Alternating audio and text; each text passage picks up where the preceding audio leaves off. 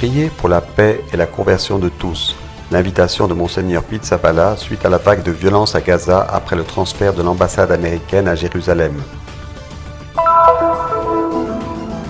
La paroisse personnelle entrera en vigueur à partir du 20 mai, une tentative de répondre aux besoins spirituels et sociaux des migrants et des demandeurs d'asile.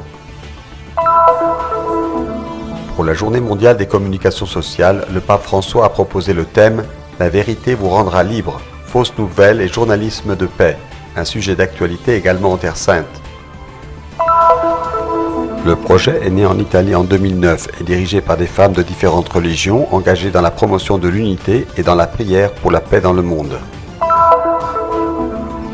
Les œuvres de l'artiste combinent différentes techniques, du crayon à la réélaboration numérique, montrant une image unique de la ville sainte et de ses changements au cours des années.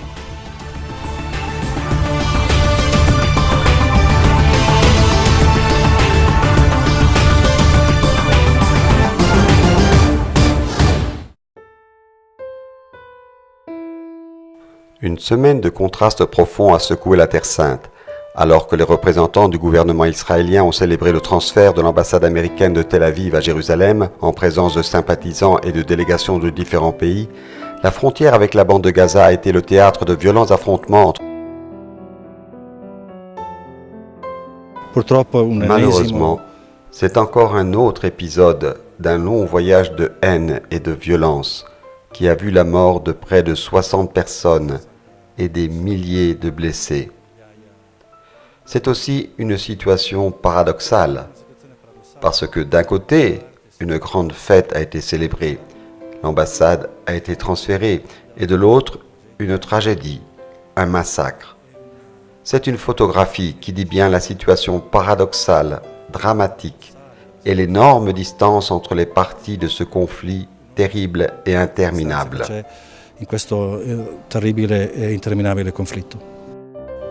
Nous demandons à toutes les parties impliquées d'éviter le recours à la violence, peut-on lire dans le communiqué de l'Assemblée des ordinaires catholiques de Terre Sainte publié le 15 mai 2018. Comme le Vatican l'a répété à maintes reprises, la ville sainte, poursuit le communiqué, doit être ouverte à tous les peuples comme le cœur religieux des trois religions monothéistes. Toute initiative unilatérale sur Jérusalem ne contribue pas à faire avancer la paix. Le dialogue entre les deux parties, c'est-à-dire entre Israéliens et Palestiniens, n'existait plus depuis longtemps. Disons que le manque de dialogue, la profonde méfiance qui s'est créée entre les deux parties, la haine et le ressentiment ont abouti à l'énième épisode de violence qui, malheureusement, je le crains, ne soit pas fini. Cependant, le dialogue reste, selon l'administrateur apostolique, l'instrument fondamental pour désamorcer la haine et la violence et pour construire cette paix tant invoquée et tant désirée. Nous devons l'invoquer, mais nous devons désamorcer le halo de la rhétorique et de la méfiance qui entoure cette parole et la ramener à son vrai contexte. Pour nous, croyants, la paix ne peut pas être séparée de ce que Jésus a fait ici à Jérusalem. Nous, en tant qu'Église, avons décidé de prier en cette période de préparation de la Pentecôte. Prier et jeûner pour la paix, et samedi prochain, nous ferons, avec tout le diocèse, une veillée de prière pour la paix. De joindre à la prière pour la Terre Sainte, pour la paix de tous ses habitants, pour la paix de Jérusalem, pour toutes les victimes de ce conflit interminable et pour la conversion de tous et de chacun, c'est l'appel de Monseigneur Pizzaballa à la communauté chrétienne.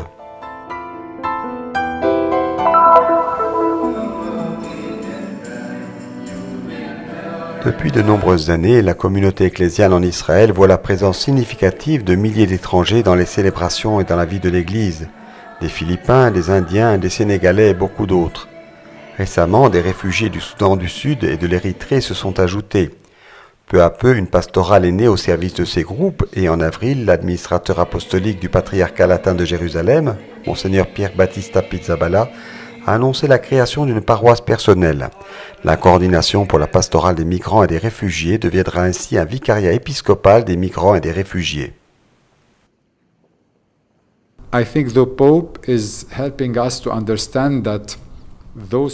Je pense que ce qui doit d'abord être clair pour nous est que ces gens qui viennent sont nos frères.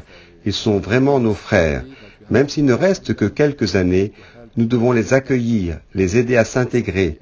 De nombreux demandeurs d'asile ne peuvent pas rentrer chez eux. Nous devons les aider à trouver leur place. C'est la mission de to l'Église. help them find their place. This is the mission of the church. Le coordinateur actuel de la pastorale des migrants nous explique ce que signifie une paroisse personnelle. Selon le Code de droit canonique, il s'agit d'un terme utilisé pour désigner une paroisse définie entre autres par le rite, la langue, la nationalité. It is not a territorial parish. Ce ne sera pas une paroisse territoriale. Habituellement, les paroisses sont situées dans un endroit précis, Jaffa, Jérusalem, Ramleh. Ce n'est pas une paroisse territoriale, mais une paroisse personnelle, car elle rassemble un groupe de personnes, dans notre cas des migrants. Tous ceux qui sont migrants ou demandeurs d'asile y appartiennent. Ils peuvent donc y venir et sont les bienvenus. Tous ceux qui travailleront avec eux connaissent bien leur situation et donc comment les aider de manière appropriée. What is their condition and how to help them in a specific way. Font partie des migrants les hommes et les femmes qui ont quitté leur pays en raison de difficultés économiques ou pour fuir les guerres et les dictatures. Sur près de 200 000 au total, 60 000 sont des catholiques, la plupart philippins. En ce moment, ils n'ont aucune garantie quant à leur avenir en Israël, mais le but du vicariat est de continuer de renforcer les services offerts par la pastorale des migrants. Our work is perhaps more especially with the children and the youth. Children and youth, because they are very, very fragile. So we have Notre travail vise principalement les enfants et les jeunes en raison de la fragilité de ce groupe d'âge. Nous avons des crèches, des garderies périscolaires pour les enfants de 4 à 12 ans. À Tel Aviv, il y a un groupe de jeunes qui essaient de fréquenter l'église, car ils vivent dans des quartiers très difficiles. Au sud de Tel Aviv, il y a beaucoup de cas de drogue, de prostitution et de grande pauvreté. Alors nous essayons de protéger ces jeunes et de les garder proches de l'église. to keep them, to draw them to the church, because they live in very difficult quarters. In the South Tel Aviv, there are drugs, there is prostitution, great poverty. So we try to protect those young people to keep them in the church. La date de l'institution canonique de la paroisse personnelle est fixée au 20 mai, solennité de la Pentecôte. Un vicaire épiscopal sera nommé pour suivre la paroisse et structurer son fonctionnement. Mais une chose est certaine, à partir de cette date, il sera plus facile d'accompagner les fidèles dans leur vie sacramentelle ou d'administrer les baptêmes et les mariages. Pour l'Église locale, c'est un pas en avant important dans son soutien à la vie de foi des migrants.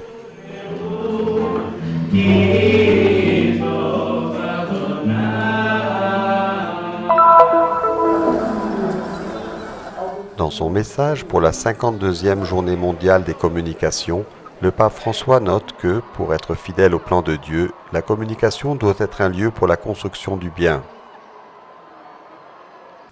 Aujourd'hui, cependant, il y a le phénomène des fake news, des fausses nouvelles, qui finissent par gagner en visibilité. Il est évident que quiconque fait le journaliste, parce qu'il sert d'abord la vérité, doit avoir la capacité de creuser, de faire une recherche critique et ne peut se satisfaire ni de la première opinion, ni de la première information. La vérité exige toujours l'effort de recherche. Que ce soit pour un chemin de vie ou simplement pour vérifier les fondements d'un fait, il est essentiel que le journaliste conçoive son service comme un service à la vérité. Le pape propose un journalisme de paix qui, souligne le pontife, n'est pas un journalisme bon enfant.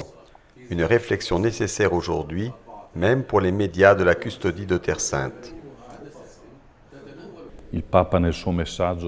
Dans son message, le pape dit que cela ne signifie pas devenir débonnaire, c'est-à-dire nier l'existence de graves problèmes et assumer des tonalités mielleuses.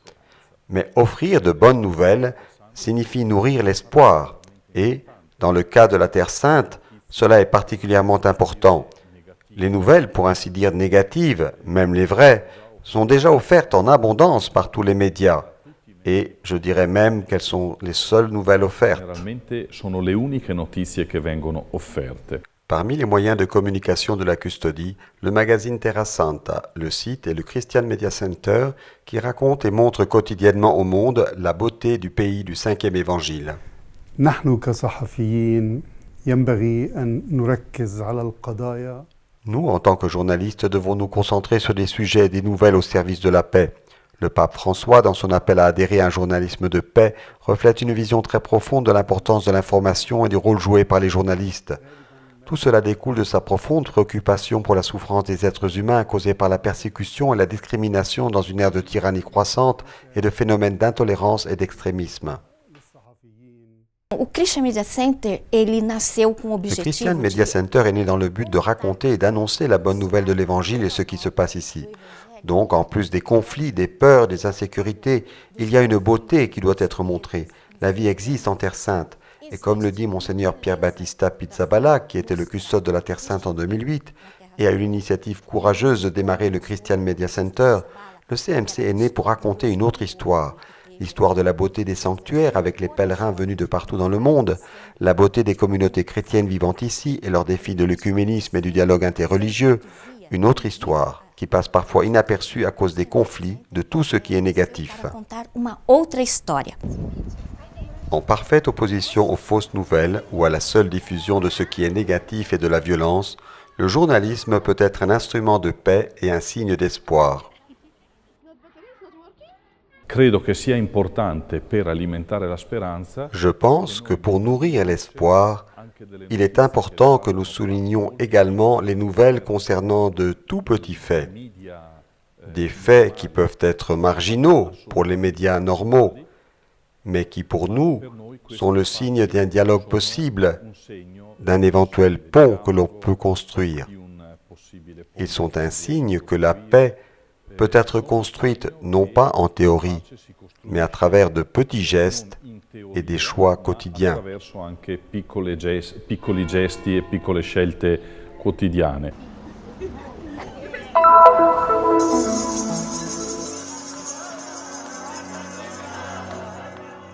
Le projet Femmes de foi pour la paix est né en 2009 lorsqu'un groupe de 8 femmes appartenant à différentes religions s'est réuni à 30 en Italie dans le but de briser les murs des préjugés et de découvrir une voie de dialogue et d'unité. Dès lors, nous avons commencé à être appelés dans différentes parties du monde pour donner notre témoignage et prier pour la paix. L'une des fondatrices du projet nous raconte quelques moments forts de ces presque 10 ans d'histoire. Il primo incontro pubblico a Gerusalemme nel 2014 è stato... La première réunion publique à Jérusalem en 2014 a été très intense, car c'était la première fois que ces femmes étaient publiquement exposées. Plus tard, en Colombie, nous avons rencontré des femmes en grande difficulté. En Éthiopie et en Érythrée, nous avons rencontré d'autres femmes engagées dans la paix. Et même en Bosnie, il y a quelques jours, notre groupe a donné sa contribution pour apporter de l'espoir et dire que l'unité est possible. Per darsi speranza, ecco, vogliamo portare speranza e dire vivere insieme è possibile. Et récemment, le groupe a réalisé une grande initiative pour la paix en Syrie, à la cloche des combattants à Rovereto, dans le nord de l'Italie. La campana dei caduti è una campana, è la campana più... C'est la plus grande cloche du monde, construite avec les canons de la Première Guerre mondiale par un prêtre et qui retentit une centaine de fois lors d'occasions très spéciales. Nous avons prié ensemble là-bas. J'ai la chair de poule juste en y pensant. Nous avons prié Dieu d'éclairer les dirigeants du monde et de mettre un terme à ce qui se passe en Syrie. Puis, les tintements de la cloche ont commencé. C'était peut-être l'un des moments les plus forts de notre histoire. più forte di tutta la nostra storia. Aujourd'hui, le projet est dans les 5 continents et continue de soutenir le respect, la tolérance et la coexistence pacifique. Un jour, dans notre groupe, une des femmes a dit « Ma famille est à Gaza » et une autre a dit « Mon fils est un soldat qui se bat dans la bande de Gaza ». Et même ainsi, avec ces diversités, nous sommes ici ensemble. Nous devons être des signes d'espoir.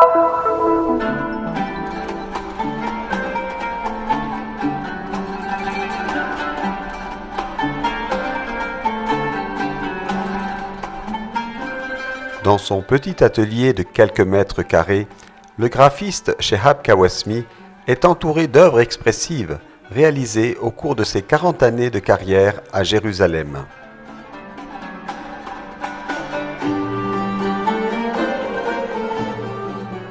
هندسي، شعرت إنه عندي ميول كتير للرسم، وطبعا نميتها بالمرحلة الإعدادية والثانوية. C'est un talent qui s'est épanoui dans les écoles primaires. J'étais déjà un passionné de peinture comme passe-temps et j'ai continué à le cultiver pendant mes études préparatoires et secondaires, jusqu'à ce que je m'inscrive à la Maison des artistes de Jérusalem-Ouest, liée à l'école des beaux-arts et du design Bezalel de l'université hébraïque. J'ai ensuite gagné une bourse pour étudier l'art en France et en Autriche, où j'ai pu développer mon talent et aller de l'avant. Ma spécialité est la ville de Jérusalem. J'ai essayé de représenter ce à quoi elle ressemblait dans les temps anciens et non pas telle qu'elle se présente aujourd'hui, en essayant de me concentrer sur les sites historiques et religieux, islamiques et chrétiens, ainsi que sur les monuments architecturaux les plus importants de la ville.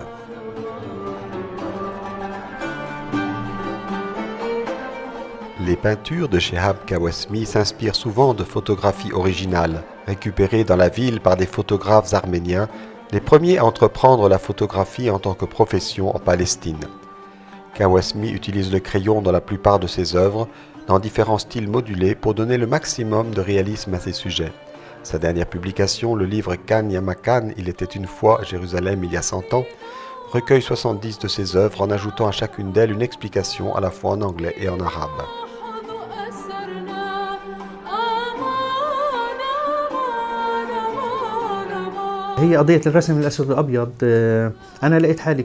Je me suis retrouvé à dessiner au crayon presque par hasard, aussi parce que je n'ai pas à ma disposition un grand laboratoire artistique tel qu'il serait nécessaire pour peindre en couleur. Ce qui m'a conduit à la technique du crayon, c'est l'idée de produire un livre documentaire sur Jérusalem tel qu'elle apparaissait il y a 150 ans. Mon désir était de partir de peintures préexistantes, inspirées du passé, et de les intégrer aux mêmes places où les monuments se trouvent aujourd'hui.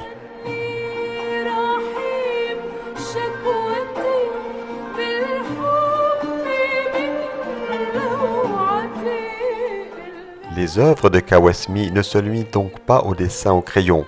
Elles vont de l'aquarelle à l'huile en passant par la technique de l'intégration numérique, combinant images anciennes et nouvelles pour tenter de montrer les transformations qui ont lieu au fil des années, donnant à son public non seulement une représentation d'une époque, mais un regard sur l'histoire de la ville.